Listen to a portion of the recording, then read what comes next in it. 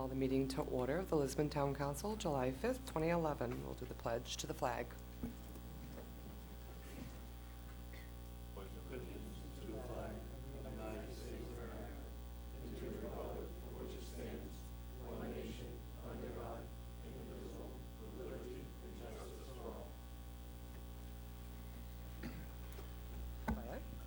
Roll call. Councillor Bickford? Here. Councillor Bowie? Here. Councillor Cody? Here. Councillor La Rochelle? Here. Councillor Lund's excused. Councillor Mason? Here. And Councillor Pomelo? Here. Do the meeting of the read the meeting rules, please. Okay. Please notice we have provided you with a document on the reverse side of your agenda that outlines some simple meeting rules. If you wish to address the town manager or council, the process is outlined in the meeting rules document. Remember to identify who you are and where you live, and to speak clearly into the microphone located at the podium so that the television audience and us here can hear what you have to say. If you require clarification or need assistance with any of the materials provided at this meeting, please see the town manager or myself. This meeting is being recorded for broadcast on Thursday at 7 p.m. on Great Falls TV, Public Access, Channel 7. Please silence your cell phones. Thanks. Okay, the next item is public hearing, and there's no items on the agenda for a public hearing this evening. And the next item is audience participation with the new agenda. At this time, those in the audience who wish to address the council may come forward. Please use the microphone at the podium and state your name for the audience here and at home. Mr. Fillmore?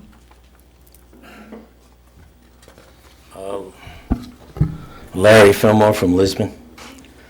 I've asked several times, and I don't know why, the residents of Lisbon cannot get copies of the documents and the handouts prior to the meeting so that we have an opportunity to review what is going to be taking place during the meeting.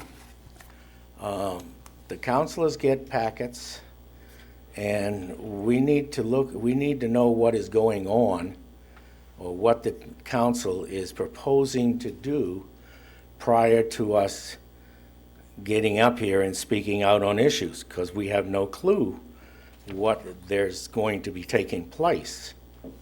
And so I'm suggesting that you have a website. On the website, it has a place under agenda out there for agenda documents and handouts, and I don't know why we're not using it. And I'd like to have the council take a look at that and see if we can, help with the communications between the residents and the council. That will start on July 19th. We've had people on vacation. We have not been able to get everything up there. So by July 19th, it will be up there on the web. Thank you. I appreciate that. Okay, I came in here today and got copies of the council working rules. Now, I did that so that I wouldn't be out of order. I'm trying to determine what council working rules I'm supposed to be using. The council working rules that I've got tonight, I got from Jody and Beth. They came out of the folder marked the minutes of the last meeting.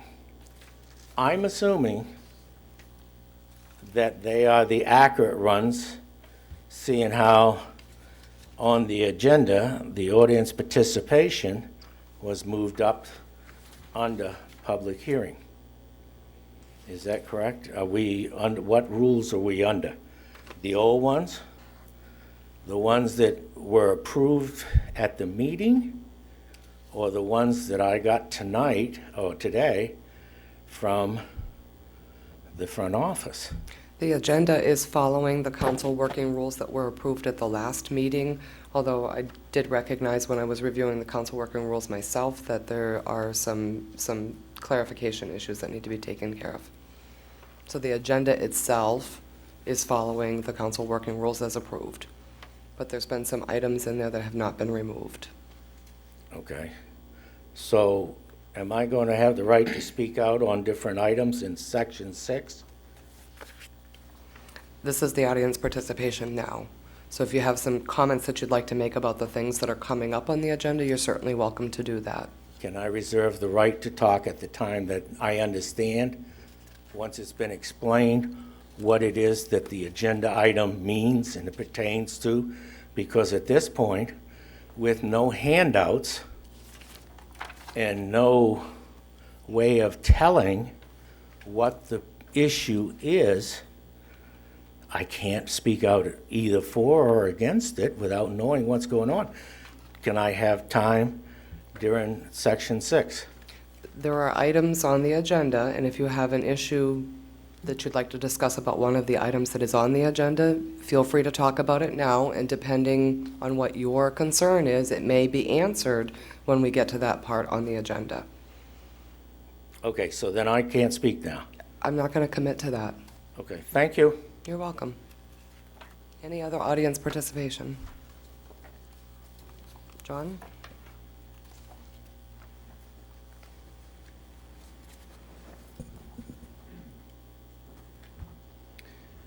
Good evening, ladies and gentlemen. John Wiersbicky, resident of Lisbon. I'd just like to comment very briefly under the other business about the MTM Park hours of operation.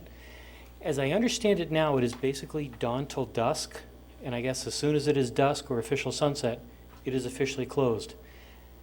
My wife and I are quite concerned about the MTM Park a little bit, and we want to be an advocate for the youth of this town because there's a lot of negative. Oh, kids get together, they're nothing but trouble. We can't have a group of them around. I understand the police have been called quite often for people just sitting on the swings 1 minute after sunset. These children need a place, to use their expression, to hang out. If we don't provide a place or have a place where they can do it, they're going to find a place, and it might not be a place that we want them to be in. There, it's an open place, it's safe, it's monitored by the police. If you're going to talk about changing the hours of operations, I respectfully submit you extend those hours a little bit, because if the kids have a place and we know where they're at, we can make sure nothing bad is going to happen. If we don't know where they're going to be and they find their own place, bad stuff could happen. The kids overall are good kids. They just want a place to hang out, to use their term, and be. I think we need to let them have a place. Thank you. Thank you. Any other audience participation? Okay, next item, Twyla. Is under consent agenda. Order 2011-120 to approve the minutes of June 7th and a renewal liquor license for Good Time Lanes. So move. I'll second that with, there was one change that Lori was going to make that she found a correction on, I Right. believe. But Under page 4 of the meeting minutes, the times of going into executive session and the time of coming out of regular session need to be clarified. I believe we went in at 7:55 PM and came out at 8:23 PM. So, Were they just reversed? yeah. No, actually, I think it was a typo. Is that the June 21 minutes? June 7th. It was some, okay. Yep, we'll change those. Okay, ready to vote? Any other discussion? Okay, all those in favor? Order passed 6-0. Next item, under council orders, resolutions, and ordinances, order 2011-121, treatment plant budget. Ryan will address the budget coming up. Good evening. Usually we end up doing the treatment plant budget in August or September or October. This year we tried to get things done earlier. We had intended to be here before July 1 to do the budget with you folks, but based on the amount of time the town budget took, we held off till now so we could focus on this part of it. Overall, the budget is really only, it's $1,000, a little over $1,000 more than it was 2 years ago.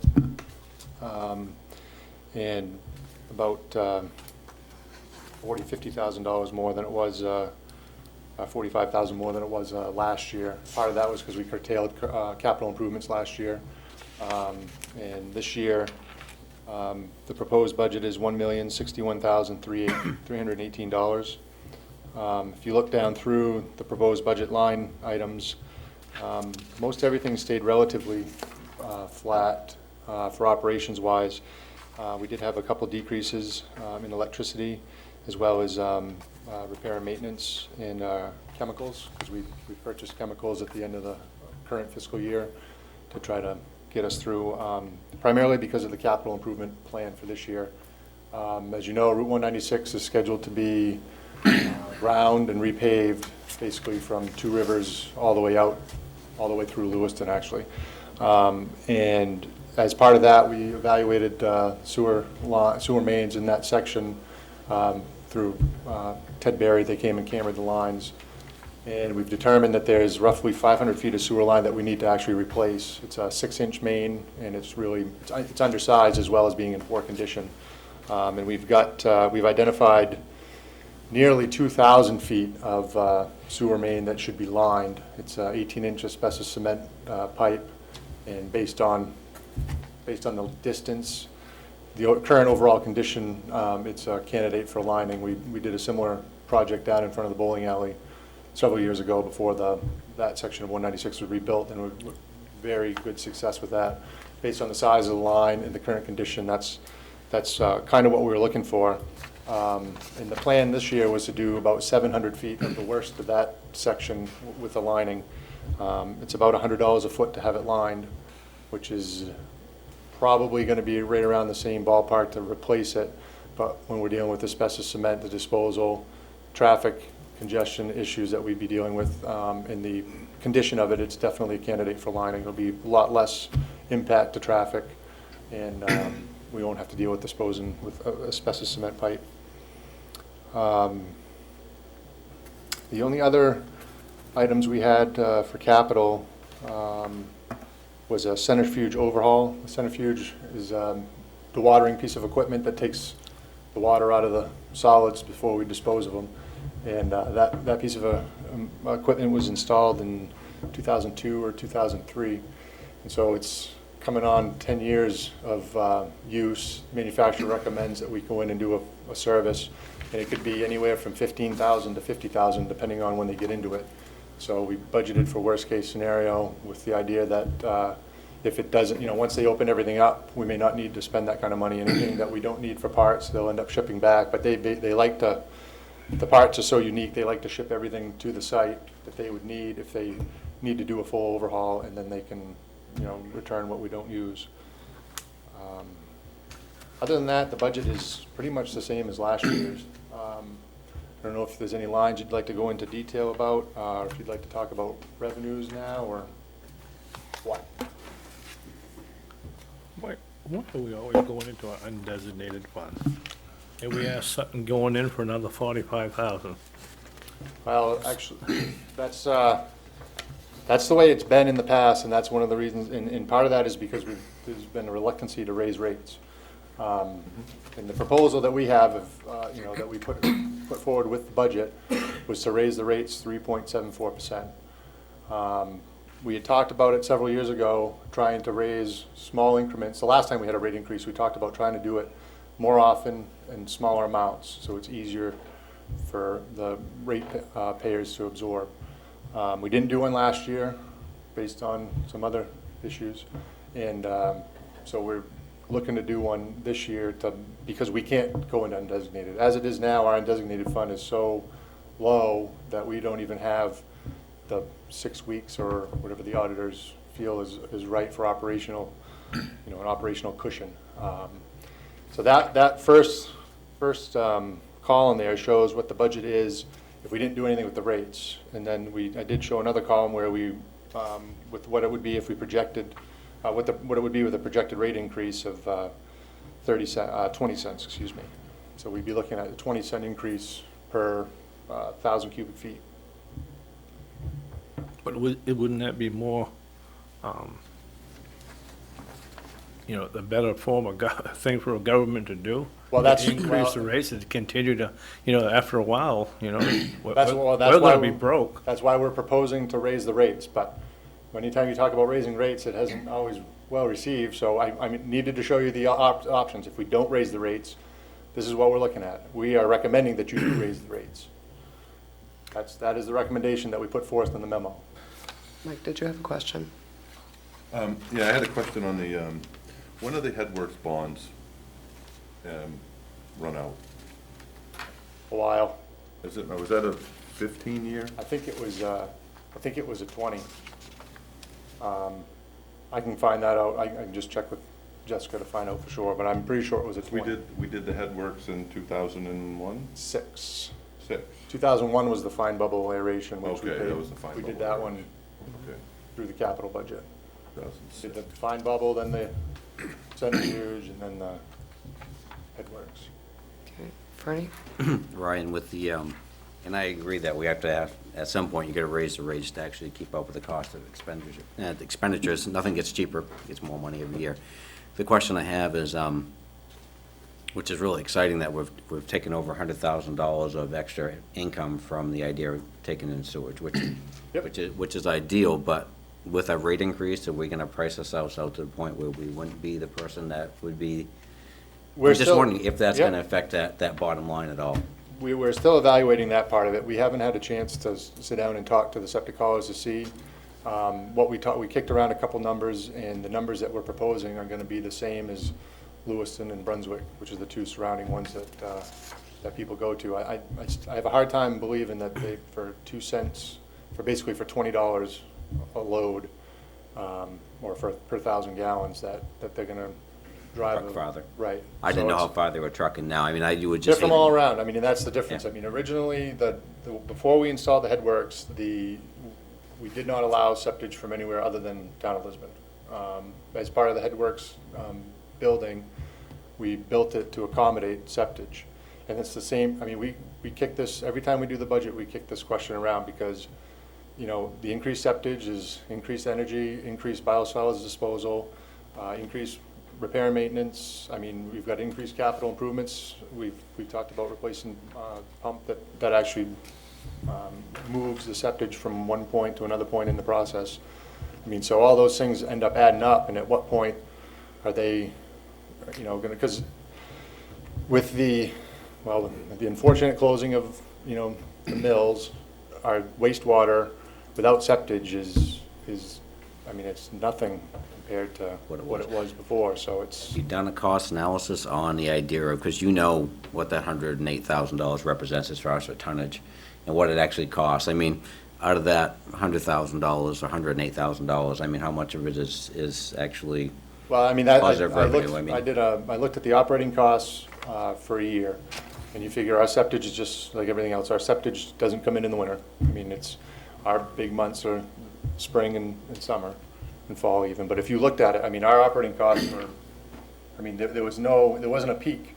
So, I mean, it's, in some respects, the septage is turning out to be a pass-through. And it's hard to quantify that. I mean, even with the electrical consumption. I mean, our electrical consumption actually goes up in the spring. That's primarily because we're pumping water from illegally connected floor drains, roof leaders, Runoff. sump pumps, you know, that kind of stuff. So it's, I mean, the real bang for the buck would be is if we went after that kind of issue. But there was a study done by Wright Pierce back in the late 80s, early 90s, and they basically said it was cheaper for us to keep treating the water than it was to go out and basically force all the property owners to. what you're saying is most of this equipment is running steadily anyways, regardless. Right, So the the biggest- idea if it's at capacity or not really doesn't make a difference, so. The a only lot thing of you'd this, really yeah. see a big difference in primarily would be electrical and then the biosolids, because, I mean, the amount of sludge increases with the septage.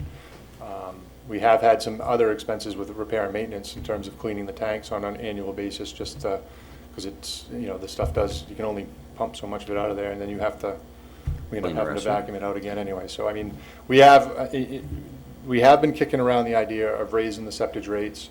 That would represent, that revenue amount would represent a 2 cent increase. It would be 10 cents a gallon to 12 cents a gallon. But that's something that we can, that's one of those things that's why it's a projection. I was just curious, I didn't know where the pricing was, if it was really close, or if that would actually, I mean, it'd be interesting to see exactly how much of it is profit at the other end, but I know it's hard to calculate, but it's a tenth of the budget. I mean, as far as, so it's a big number. It is, I mean, and that's, if I had the revenues tracked out even further, I mean, it's steadily increased since 2006. Yeah. I mean, part of it was we needed to have DEP, when they rewrote our permit, they wrote it so that way we could have more septage brought in on a daily basis, because we were limited by our DEP license until that license had expired and the new one went into effect. Madam Chair, can you remind me why we don't want to do tiered rates? Who? Tiered rates? Tiered rates? Oh, gee, every year. To be honest with you, I mean, we haven't figured out a way, without going and spending money to hire a firm that does that kind of thing, we haven't been able to in-house figure out a way to develop that kind of tiered system. And part of it, I think, has to do with I want to say the way our structure is with our rate. I mean, everyone is pretty much the same. We have industrial and we have basically domestic. And I don't know as though we have it set out, even in the computer system, based on commercial customers versus residential. I'm not sure about that part of it. But it's not that we couldn't.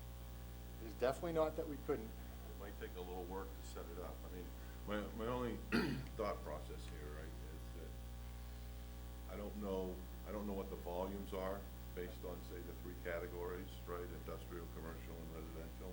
Yep. But I'm kind of believing that your industrial and commercial are the higher potential volumes of what they're sending. Well, right now, I mean, we have technically three industrial customers. We have Miller Industries, which still owns the mill. We have Knight Celotex, which is for now. Right. And we have Main Electronics. Those are the only industrials we have. Well, what's Dingley considered? Commercial. Dingley would be a commercial, but they are currently just a domestic user that pay the same rate as a household. Because quite frankly, their wastewater to us. But everybody's paying the same rate. Correct. Right, so, right now, everybody's considered residential. Correct. For discussion purposes.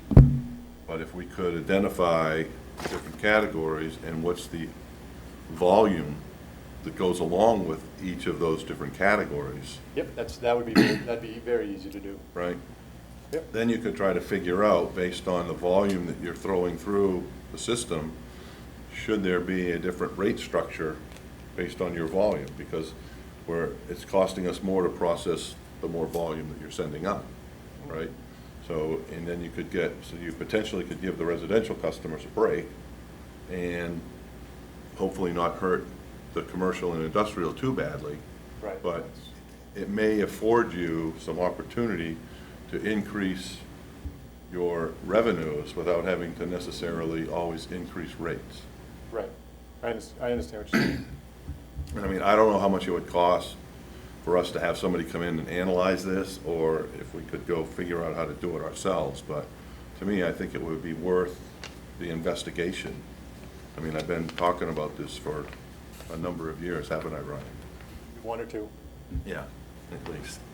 And I mean, and I'm not looking to penalize commercial or Right. industrial, but I think they would understand as well that what they're producing is potentially more costly than what the residentials are producing. Right. I mean, and we've done that. I mean, the guys at the treatment plant have visited a bunch of the businesses that actually process or have a processing business. Coastal Products down in the industrial park is one of the ones, and they're using water in a system. I mean, the difference is we have a lot of just commercial space that's just regular restroom facility, not a real manufacturing. I mean, there's very few real manufacturing. Well, and I mean, you may have to make adjustments or whatever in that, based on what they actually have or how they're set up, but I mean, I just think it's something to look into that might help. We can do that. We can figure that out based on the consumption where we're at. Set? Why have the overtime and temporary lines gone up as much as they have? Well, We have 4 full-time employees at the treatment plant. In 1 month, in April, we lost 2 of them to sickness. One of them has not come back, one of them has returned. So based on the one employee that's still out, I wanted to have extra temporary help there to fill the gap with, I mean, usually we have a part-time employee that works from May to just before Thanksgiving and does jetting of the sewer mains and all that stuff. And with being down 1 body, well, 2 for a while, we bumped it up so that way we could have extra coverage, because we still have to pay. I mean, he has, the one employee that's out has more sick time than anyone. So we have to cover, I mean, he's entitled to that, so we have to pay for 2 employees. It's basically for more coverage, because I'm concerned with them. Having that happen, I mean, losing 2 people at once that was a shock. You have another question, Roger? Well, Anything else? Fern? The, with Main Electronics up there, I know that you actually do your billing by basically water usage to a certain point. Now, is Main Electronics, are they actually pumping through their own wells to actually get some of that water through the septic, or is that actually done through town water? No, everything that comes from Main Electronics is actually groundwater that they pumped, treated, and then sent to us. So how do you gauge how much volume they're actually pushing through? They send us a sheet at the end of every month that has not only their volume, but also their priority pollutants, you know, make up basically what was in the water that they send to you? So that way that they don't trip any of the levels that they have set in their permit for discharge to us. We have a 5-year, I think we have a 5-year agreement with them. And they've always played the game with us about the time the agreement comes up, that they're gonna find a different means of Disposal. treatment, so that way they can go to the river or, you know, or whatever, so that way they can negotiate the rate a little bit. Because the rate was 1, we jacked it up, and So you after 5 actually- years, they said, well, we're not gonna come to you anymore unless you lower the rate. And So your rate is kind of what Mike's already talking about. There actually is negotiated rates in a sense already. for Well, some the of these. industrials were, that's right. I mean, Night Celotex was, I mean, the formula that was created for Night Celotex was unbelievable. I mean, they pay based on the volume and then the makeup of their wastewater.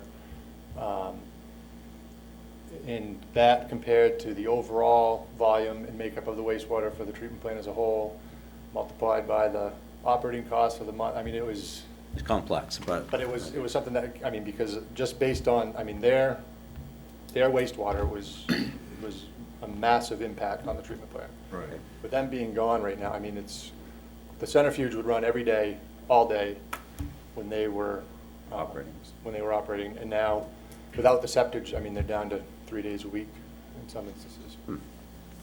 I was just curious. I wasn't sure because I know that they have pumps there, so I wasn't sure how much it's regulated. Thank you. Other questions? Comments? So you're proposing that we increase the rate by 20 cents, and that will allow you to be $11,000 favorable. Correct, based on the projected revenues in comparison to the proposed budget, which would put 11,000 back to surplus, which all we've done for the last few years is take away from it. I think even the last time we raised the rates, I mean, it barely covered what we needed to do then. When was the last time we raised rates, Ryan? 3 years ago, I believe. And I think that was like a 9 or a 13% increase. I'm not 100% positive. But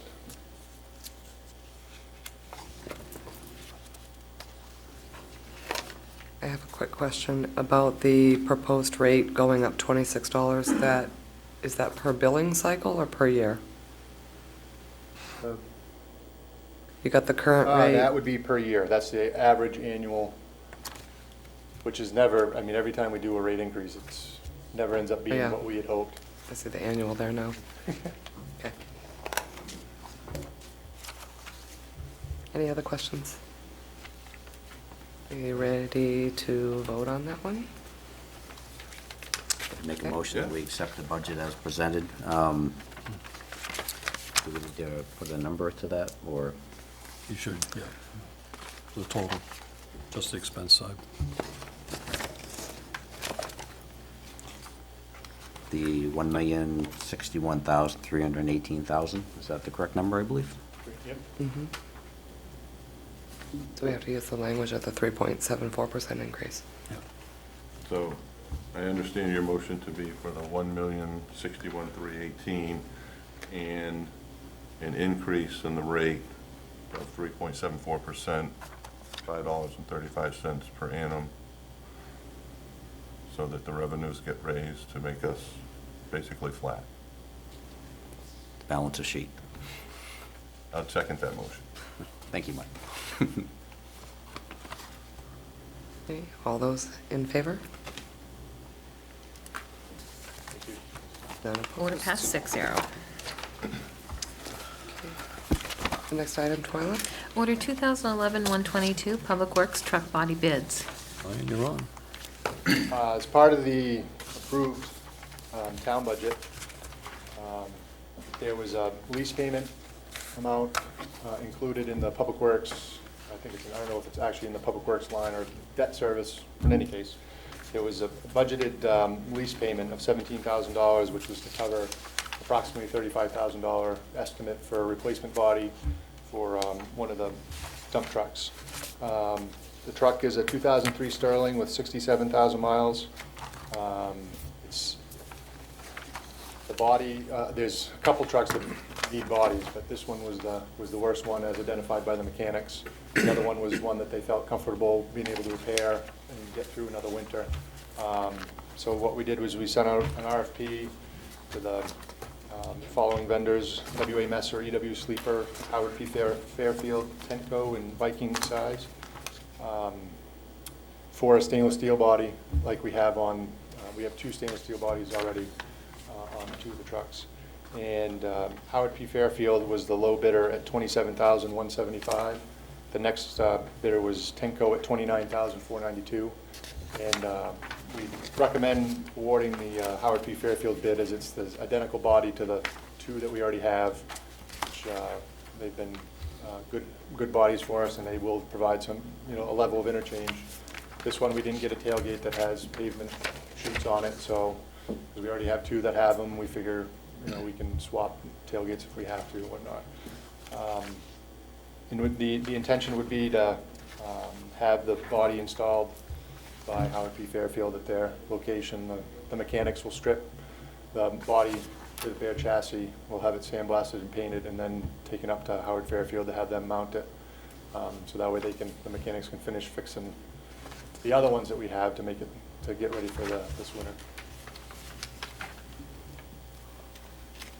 Madam Chair. Just go ahead. A couple of questions. One, the bodies that we've been buying are holding up well? Very well, yep. Yep. Those ones are stainless as well. Right. Now, does this $27,000 include the installation? No, the installation is $2,200 extra. And it's still, all the other installations were still more. So the total cost, Total cost installed will be $29,375. Because it's $2,200 installed. I apologize, Mike, that's what I was trying to figure out, the additional cost. Other comments? Questions? May I? Sure. How many other bodies? Because I went through the last year, and I mean, there was a lot of them that were in pretty rough shape. I mean, There's 2 more that really,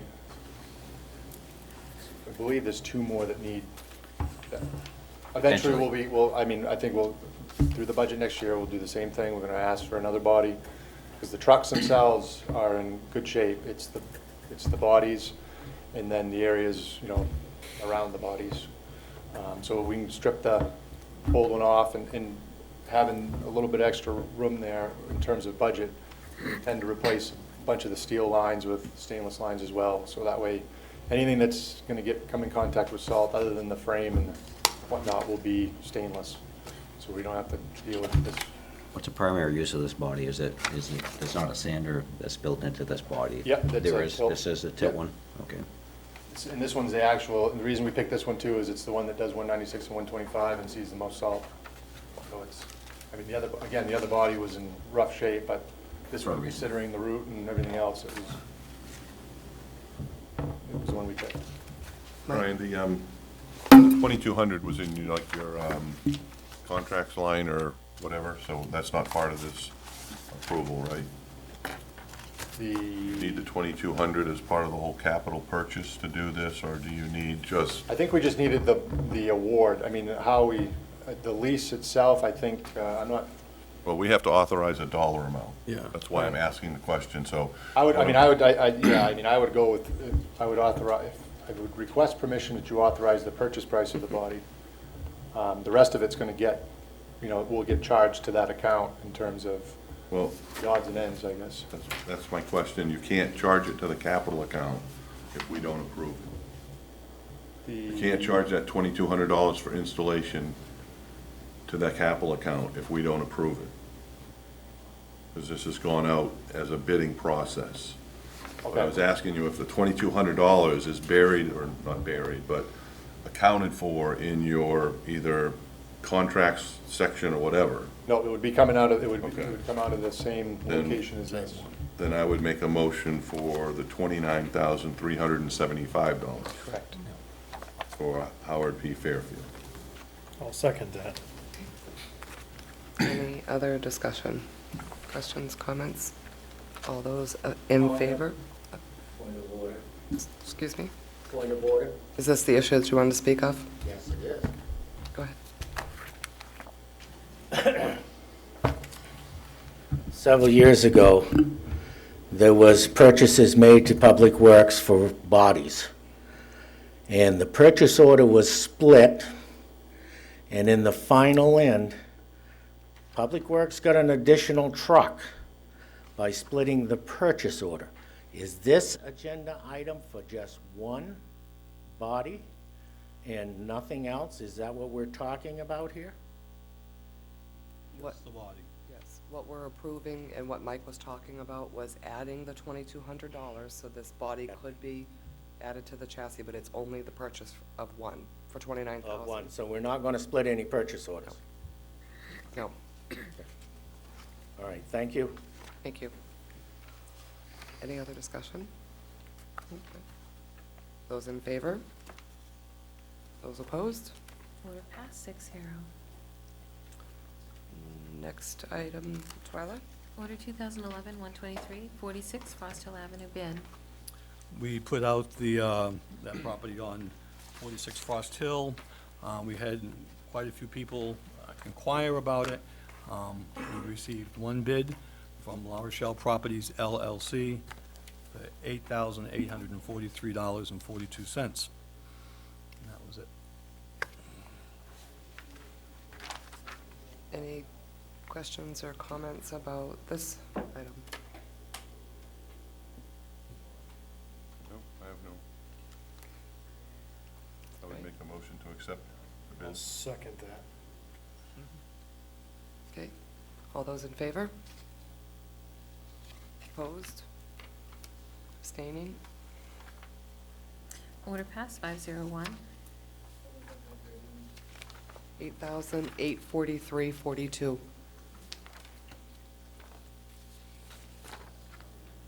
Okay, next item, Twyla? Under other business, town manager's report. Just some brief things that happened at the end of the week. Randy Greenwood, our county commissioner for this region, paid me to visit and updated me on several items. I had requested information on a grant that we were hoping to apply for through the PUC for the dispatch study. He informed me that Governor LePage pulled that funding, so that was no longer available. He also updated me that they've been doing their building evaluation on the county, and that's been going along quite well. I think they're waiting for a final report on that, and some other things that they're looking at with property where the building was torn down. Also, we talked about the Charter Commission, and that was going well, he thought, and that would still be moving forward, and he thought the group worked really well together. On Friday, Scott Kelly gave Scott Benson and I a tour of the Dragon Pit and all the work that they had done there. They have moved a lot of material. There are some areas where there is 25 feet of material added to the surface where they filled in holes. I think in the end, from what we could see, it's going to be a real nice project. And I'm asking him, I sent out an email today to ask him to come to one of your council meetings on the 19th to do a presentation like he had, I think, offered at this last planning board meeting. So he can have it on public so people can see exactly what his plans are and how he's moving forward. That's all I have. The next item? MTM Park hours of operation. This was something that came up on the radar a while ago. We've had one complaint about noise from the swings and things like that after dark. So Chief Brooks and Mark looked at a survey, and the police department surveyed the neighborhoods in that region to see if what their thoughts were on the hours there. And they talked to 20 neighboring people about the park, and 17 believed that the closure should be set at 9 p.m. One person said 8, and another person said it didn't really matter to him. So that was a pretty favorable response, I think, and in order to make any changes to that, we need to come before council. So What is it now, Steve? it's an sunset. Thank you. In the wintertime, that increases dramatically. Excuse me? In the winter months, that would increase dramatically. Although somebody wants to be out in the park, like David said, in the cold weather. Well, the thing of it is, the point that I'm bringing up is that, is this something that we ought to look at doing as a seasonal thing? That's up to you. I think all the residents in that region thought that sticking to one time, 9 o'clock seemed to be a good idea. There's activities there all right a long time at night. Sometimes there are people in there after 10 o'clock. Well, it's lit. It's a well-lit area, and the kids play basketball there, and nice evenings and stuff. I have to provide them, like Mr. Nicky said, a place to be, where they feel it's safe and kids can hang. Question? I sat through one of Mark's meetings where they were discussing this in detail and very concerned about the complaints and making sure everybody was happy. I mean, that was the main concern, but unfortunately, it's very difficult to make the situation right for everybody. I had actually talked to Steve at that point about what we could do, and he mentioned that it was listed underneath the parks. And I guess one of my first questions was, is there a particular reason why this was actually deemed a park to go into park rules as far as this area? I mean, if this wasn't a park, then it would fall underneath the guidelines of a different ordinance, I believe, right? I'm just wondering if it'd be easier to actually change our whole park's rules with that ordinance, or would it be the idea of just making this area, I don't know what classifies it being a park, that's all. If you're comparing it to Beaver Park and the boat launch and other areas. I could have Mark respond to that.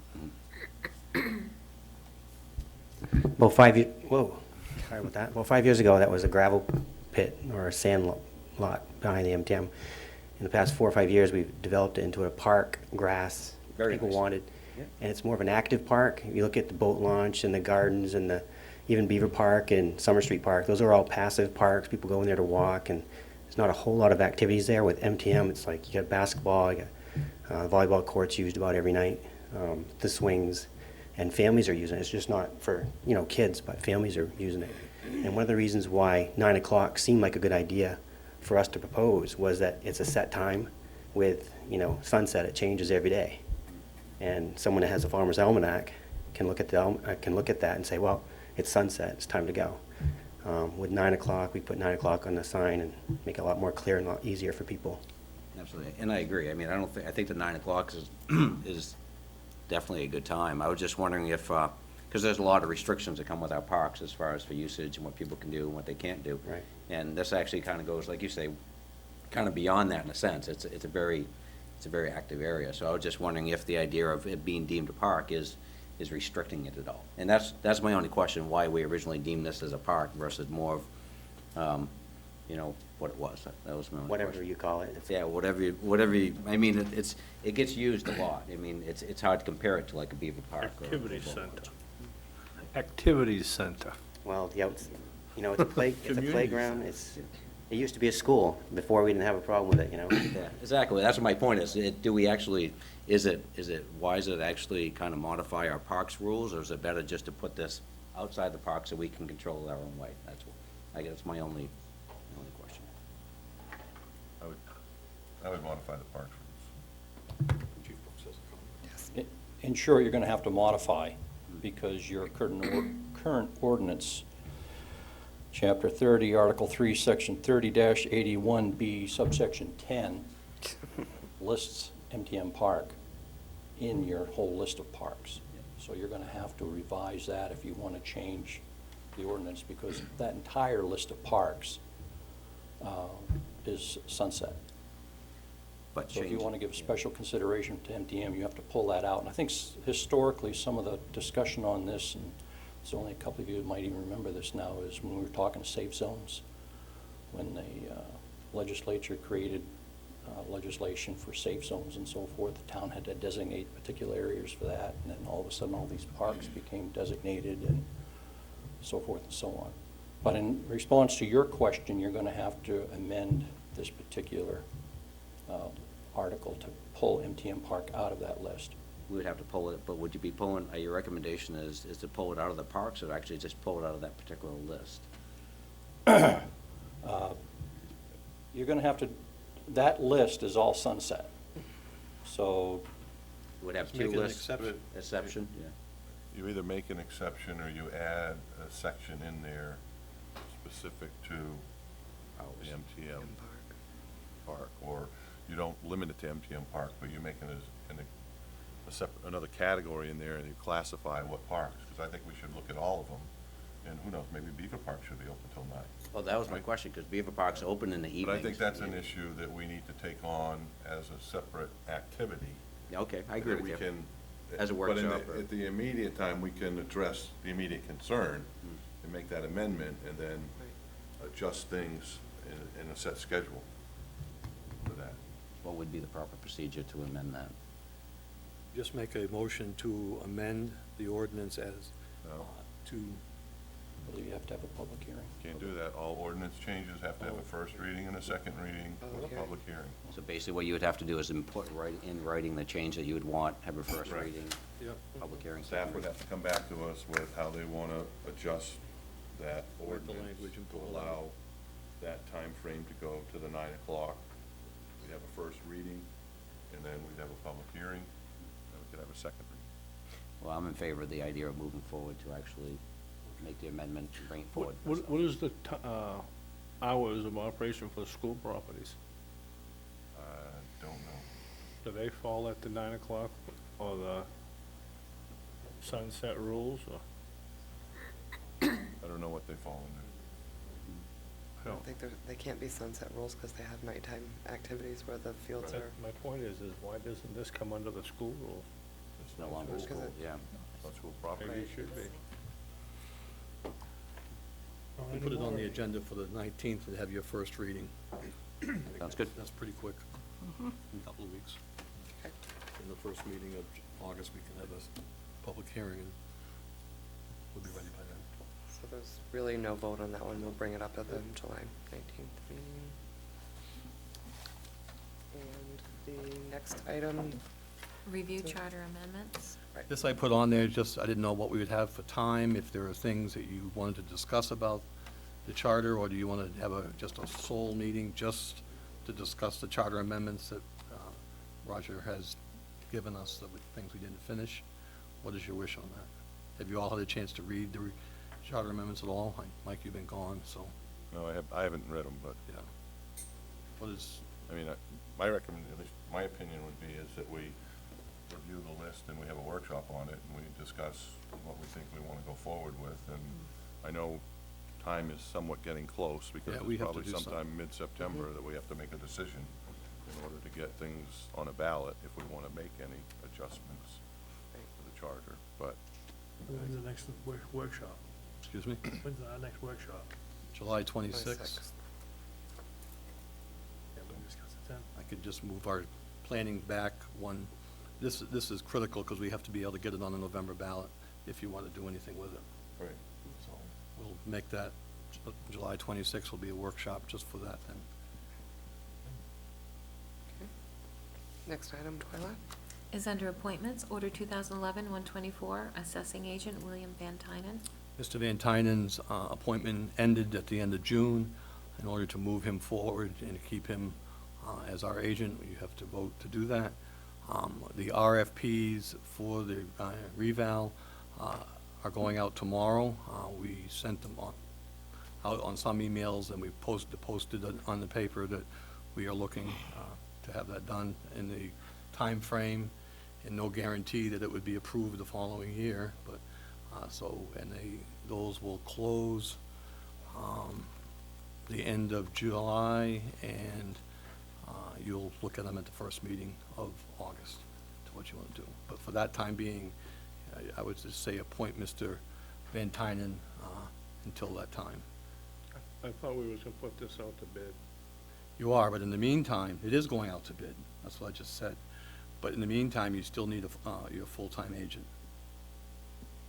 So you're proposing that You Mr. appoint- Van Tynen get appointed until the end of July? I would say appoint him till the end of August. Okay. That way it gives you enough time to, When do we set the tax commitment? end of August, Okay, so it should be at least through then, yes. right? Because you're not gonna bring somebody in new right now. And do that. At least in my opinion, to all of a Yep. sudden jump in and try and set a tax commitment. That's So, right. in my mind, it should be at least through that period. Yep. Make a motion to extend it till the end of August. I'll second it. Any other discussion?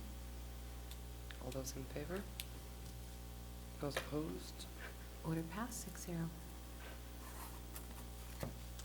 And the next item is an executive session. Oh, I'm sorry, Council Communications. Let's do that one first.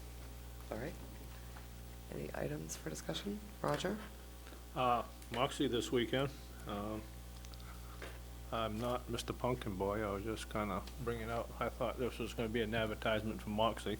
Was down to see Frank Anicetti today, and he's pretty pumped up and getting all psyched up for the weekend, and, got a real nice setup there this year, and, just wanted to reinforce, that Mr. Anicetti is alive, kicking, and well, and, looking for Moxie business, so I just want to extend that to the listening audience. Thank you. Others? I too have Moxie news. I sit on the Moxie committee. We had our final meeting today. Went very well. We had a full house. We have over 60 parade entrants at this time. I got 3 more today, so I think it's going to be one of the biggest parades we've ever had. The 5K is looking to set another record.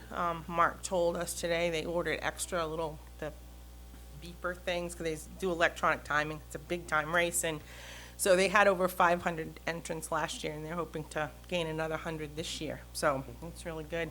Also, T-shirt sales are going well. T-shirt sales support Moxie 2012, so it's helpful that we get those out. We've sent them all over the country. We have a place online you can buy them. They've been sent out as gifts and presents, and vendors are doing very well. I think we Yes. have more vendors than we probably. Around 70. Yep. And also something new that we've kind of started this year is there'll be a lot more for kids up at MTM, and several things will be free. Some bouncy houses, some kids' games, things like that will be free. And so it's the weather's looking good, and it's looking like we're gonna have a great day. Tell them where it was advertised. Oh, my. We have a lady that is working with us this year, and she used to be an marketing advertising agent right in New York City, and she has kind of taken that PR part over for us. And was in the Chicago Tribune over the weekend. It's been in Down East Magazine. Oh my, I can't even remember all the, it's been all over TV. All over Europe. Yes, Europe, it's been advertised. I've had people calling my house all weekend, where can I stay? What's going on? Can you send me a map? I sent a lady out a packet the other day, some information. Rick from the powwow was in today. The powwow is looking like it will be bigger than ever. I've already made some contacts for new things for next year, something very, very fun. A friend of Garrett's happens to be in charge of. I won't share it right now, but It's just been amazing. The outpouring has been amazing, and people want to see the Moxie capital of the world. So I think they're all on their way. So we're excited, and it's a great time to celebrate Lisbon. So that's what we're going to do. Just want to make sure everybody knows about 10 o'clock start, right? Yes, the parade starts at 10 o'clock on Saturday instead of 9. We kind of coordinate that with Mark Stevens. He's very happy about it. Kind of doesn't cut quite into his race time quite so much. It gives people a little more time in the morning. It gives the committee time to get downtown and vendors and all of that good stuff. So there are signs up all over town. More signs are going up throughout the week. John Silvestri is putting lots of things out there so people know what's going on. And also the new parade entrance is at the high school.